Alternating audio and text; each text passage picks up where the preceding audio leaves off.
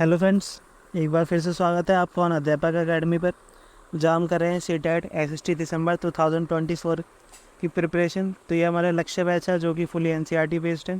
इसमें हम सामाजिक विज्ञान के लिए एसएसटी पेपर 2 के लिए हिस्ट्री, सिविक्स, ज्योग्राफी कंप्लीट करेंगे, जो कि हमारा 6 to 8 होगा और फुली एनसीईआरटी बेस्ड है। अगर आप नए हैं तो मैं आपको बता दूँ, अगर आप हमारी इन वीडियोज़ से सीटेट एसएसटी के लिए प्रिपरेशन करते हैं तो आपको ना ही कोई एनसीईआरटी पढ़ने की आवश्यकता है, ना ही कोई पेड बैच लेने की आवश्यकता है। और एक और बात कि अगर आप हमारी वीडियोस को देखते हैं तो इसके एक दिन बाद हम आपको इनकी पीडीएफ प्रोवाइड करवाते हैं अपने टेलीग्राम चैनल पर, जिसका लिंक इस वीडियो के डिस्क्रिप्शन में दिया गया है। तो आपको एसएसटी सीटेट क्लियर करने में बहुत हेल्प हो रहेगी। तो चलिए देखते हैं। तो आज हमारा वीडियो का थर्ड पार्ट है। इसमें एक 6th क्लास का चैप्टर 3 कंप्लीट करेंगे आज। पिछली वीडियोस में हमने चैप्टर 1 और 2 कंप्लीट कर चुके हैं। ये हमारा थर्ड चैप्टर है। चलिए देखते हैं। तो इस चैप्टर का नाम है हमारा पृथ्वी की गतियाँ, चैप्टर नंबर 3। तो फ्रेंड्स, इसमें हम जानेंगे कि पृथ्वी की गति कितने प्रकार की होती हैं, या फिर ऋतुएं किस प्रकार बदलती हैं, या फिर दिन व रात पृथ्वी पर क्यों होते हैं, और कौन से दिन पृथ्वी पर सबसे बड़ा दिन होता है और सबसे बड़ी रातें होती हैं। इन सब के बारे में इस चैप्टर में जानेंगे। और ये भी चैप्टर हमारे सीटेट के लिए बहुत इंपॉर्टेंट है। तो चलिए देखते हैं। तो पृथ्वी की गति 2 प्रकार की होती है। कौन कौन सी? एक तो होती है घूर्णन और दूसरा होता है परिक्रमण।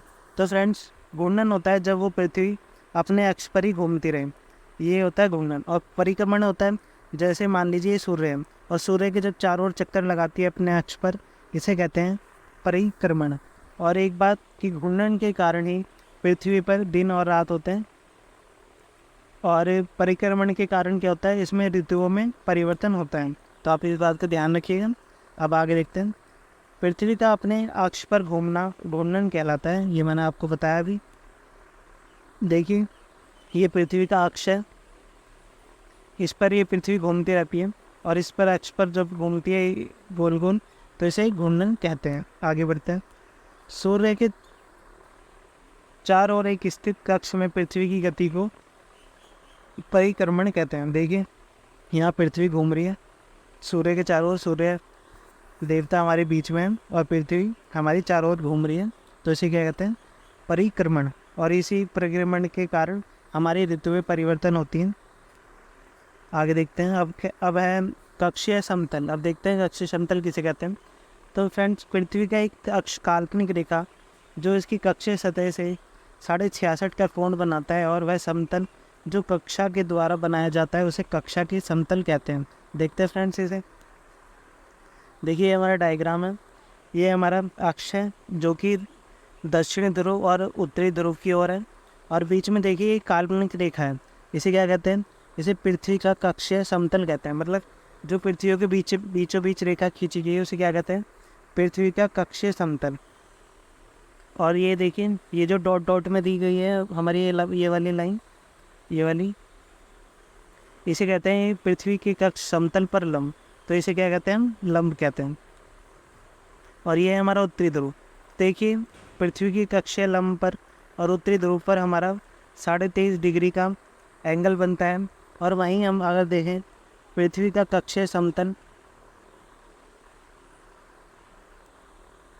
पृथ्वी का कक्षीय समतल और उत्तरी ध्रुव के बीच 66.5 डिग्री का कोण बनता है। तो ये जो हमारी ये है, ये तो काल्पनिक रेखा है हमारी, ये वाली कौन सी? पृथ्वी के कक्षीय समतल लंब पर और पृथ्वी का कक्षीय समतल, ये हमारे 90 डिग्री बनाता है। हमारे हिसाब से पृथ्वी ऐसी सीधी होनी चाहिए थी, परंतु पृथ्वी है कैसी, ये हम अपने अक्ष पर झुकी हुई है। तो झुकी हुई है तो इसलिए इसे कक्षीय समतल तल पर और उत्तरी ध्रुव पर 66.5 डिग्री का कोण बनाती है। और ये इतना इम्पोर्टेंट नहीं है, अभी आपके लिए सीटेट में इतना पूछता नहीं है। तो चलिए आगे बढ़ते हैं। अब है हमारा दीप्ति व्रत। तो सूर्य की ओर वाला भाग में दिन होता है, जबकि दूसरी ओर अंधेरा होता है, तो वहाँ रात होती है। और ग्लोब पर वह व्रत जो दिन और रात को विभाजित करता है उसे प्रदीप्ति व्रत कहते हैं। देखते हैं इसे। देखिए, ये सूर्य है हमारा, और ये जो सूर्य के, ये हमारी पृथ्वी है, और ये जो बीच में हमारी लाइन खींच दी गई है, ये तो अक्ष है हमारा। तो ये वाली जो लाइन ये पृथ्वी को दिन और रात में विभाजित करती है, तो इसे क्या कहते हैं, प्रदीप्ति वर्ष। आगे देखते हैं। अब है हमारा लीप वर्ष। तो पृथ्वी के एक वर्ष या 365 1/4 में सूर्य का एक चक्कर लगाता है और एक वर्ष 365 दिन का माना जाता है, और सुविधा के लिए 6 घंटों को इसमें नहीं जोड़ा जाता। तो 365 दिन तो 24 घंटे के होते हैं, और 1/4 दिन और हो गया, तो ये कितने घंटे का हुआ, इसे 24 से मल्टीप्लाई करेंगे तो ये 6 घंटे का होगा। तो 6 घंटे को इसमें जोड़ा नहीं जाता, इसके लिए अलग से महीने में जोड़ दिया जाता है। देखते हैं। तो 4 वर्षों में प्रत्येक वर्ष में बचे हुए 6 घंटे मिलकर एक दिन 24 घंटे के बराबर हो जाता है, और यह अतिरिक्त दिन फरवरी माह में जोड़ा जाता है। इस प्रकार प्रत्येक चौथे वर्ष फरवरी में 28 दिन के बदले 29 दिन का होता है। तो फ्रेंड्स ये देखिए आप कि पृथ्वी एक वर्ष कितने का होता है, या फिर पृथ्वी एक वर्ष में एक चक्कर कितने दिन में लगाती है, तो 365 1/4, ठीक है। और ये 1/4 क्या है, हमारे अतिरिक्त 6 घंटे हैं। तो हमारा साल होता है 365 दिन का, और ये जो अतिरिक्त 6 घंटे हैं इन्हें 4 साल में 24 घंटे हो जाएंगे, मतलब एक दिन के बराबर। तो इसे हम फरवरी में जोड़ देते हैं। 4 साल के बाद जो चौथी साल में फरवरी आती है उसे जोड़ दिया जाता है एक दिन। तो इसमें 28 दिन के बदले इसमें 29 दिन होते हैं। इसे लीप वर्ष कहा जाता है। आगे देखते हैं।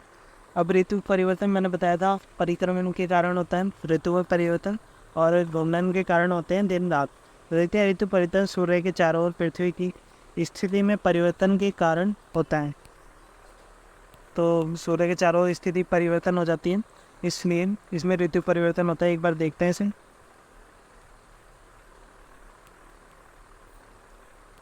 देखिए ये हमारा सूर्य है बीचों बीच, और ये हमारी पृथ्वी।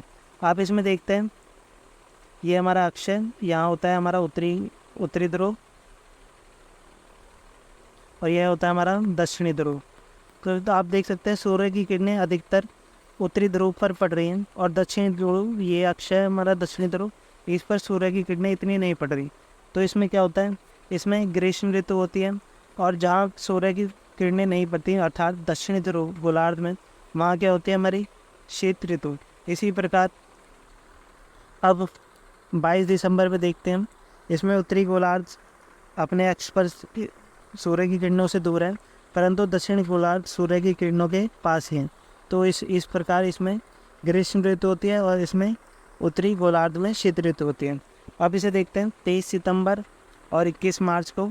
इसमें क्या होता है, इसमें दिन और रात की अवधि बराबर होती है, क्योंकि ये बिल्कुल सूर्य के सामने हो जाते हैं। तो इसमें सूर्य की किरणें बराबर मात्रा में पड़ती हैं, तो इसलिए ये विषुव कहलाता है। कब होता है, 21 मार्च और 23 सितंबर को। ये आगे लिखा हुआ हमने, देखते हैं। अब हमें उत्तर अयानात। तो उत्तर अयान क्या कहते हैं, जब उत्तरी गोलार्ध में सूर्य की किरणें सीधी पड़ती हैं, तो उस समय उत्तरी गोलार्ध में सबसे बड़ा दिन होता है। तो ये कब होता है फ्रेंड, 21 जून को। तो 21 जून को उत्तरी गोलार्ध सूर्य की तरफ झुका होता है, मैंने अभी आपको दिखाया था, और सूर्य की किरणें कर्क रेखा पर सीधी पड़ती हैं, इसलिए 21 जून को इस क्षेत्र में सबसे लंबा दिन होता है। तो फ्रेंड्स क्वेश्चन आता है उत्तर अयानात कब होता है, तो 21 जून को। नेक्स्ट, अब दक्षिण अयानात ये होता है हमारा 22 दिसंबर को। इसमें क्या होता है, इसमें दक्षिणी ध्रुव पर अधिक सूर्य की किरणें पड़ती हैं, इसलिए दक्षिणी ध्रुव में 22 दिसंबर को बहुत लंबा दिन होता है। तो इस देखते हैं 22 दिसंबर को दक्षिण ध्रुव के सूर्य की ओर झुकी होने के कारण मकर रेखा पर सूर्य की किरणें सीधी पड़ती हैं, जिसके कारण दक्षिण ध्रुव में दिन लंबे होते हैं।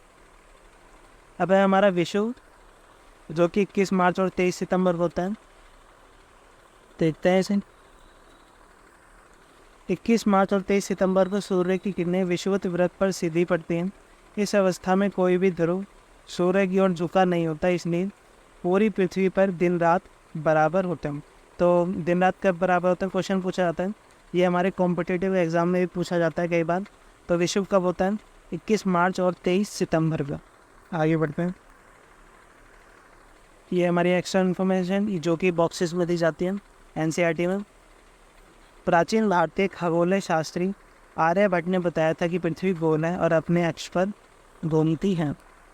आगे 23 सितंबर को उत्तरी गोलार्ध में शरद ऋतु होती है, जबकि दक्षिण गोलार्ध में वसंत ऋतु होती है, और 21 मार्च को स्थिति इसके विपरीत होती है। तो 23 सितंबर को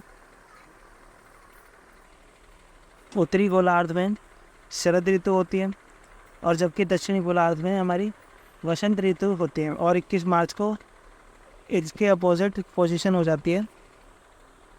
आगे देखते हैं। इस प्रकार पृथ्वी की घूर्णन और परिक्रमण के कारण दिन और रात तथा ऋतुओं में परिवर्तन होता है। आगे देखते हैं अब हमारा चैप्टर नंबर 4, ये मानचित्र। अगर आप इन थ्योरीज़ को जो भी मैंने इस पीडीएफ में दी है, अगर आप उनको ढंग से रिवाइज कर जाते हो तो आप सीटेट में कोई भी क्वेश्चन ऐसा बाहर से नहीं देखेंगे जो कि हमारी पीडीएफ से नहीं आता हो। तो चलिए देखते हैं चैप्टर नंबर 4 देखते हैं। मानचित्र के बारे में दिया गया है। तो मानचित्र हमारे यूजुअली 3 प्रकार के होते हैं। कौन कौन से? भौतिक या उच्चावच मानचित्र, फिर राजनीतिक मानचित्र, और थर्ड है हमारा थीमेटिक मानचित्र। तो देखते हैं इनके बारे में। तो भौतिक मानचित्र किन्हें कहते हैं?